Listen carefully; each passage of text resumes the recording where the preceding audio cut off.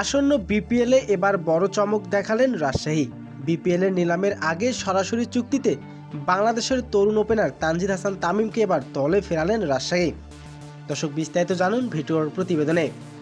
আসন্ন বিপিএল 2026 সালকে সামনে রেখেই দলগুলো বেশ ব্যস্ত সময় পার করছেন। ইতিমধ্যে ঢাকা ক্যাপিটালস, রংপুর রাইডার্স দেখিয়েছেন তাদের চমক। এদিকে হাত গুটিয়ে বসে নেই রাজশাহীও। দলে নিয়েছেন গতবারের অন্য আসরের হয়ে খেলা জুনিয়র তানজিদ তামিমকে। রাজশাহীর জার্সিতে এবার দেখা যাবে এই প্রতিভান ব্যাটারকে। তরুণদের ভরসায় দল সাজাচ্ছেন রাজশাহী, আর তামিমকে ঘিরে করা হচ্ছে ওপেনিংয়ের ব্যাটিং লাইনআপের মূল পরিকল্পনা। রাজশাহীর দলের ম্যানেজমেন্ট জানিয়েছেন, তামিমকে আমরা শুরু থেকেই চেয়েছিলাম। তার অগ্রসর ব্যাটিং এবং পাওয়ার প্লেতে ম্যাচ নিয়ন্ত্রণ করার ক্ষমতা রাজশাহীর পরিকল্পনায় গুরুত্বপূর্ণ ভূমিকা রাখবেন। আসন্ন বিপিএলকে সামনে রেখে প্লেয়ার ড্রাফটের আগে সরাসরি চুক্তিতে রাজশাহীর হয়ে দল পেলেন প্রতিভান তারকা ক্রিকেটার তানজিদ হাসান তামিম। আর এবারের ঠিকানা তার রাজশাহী।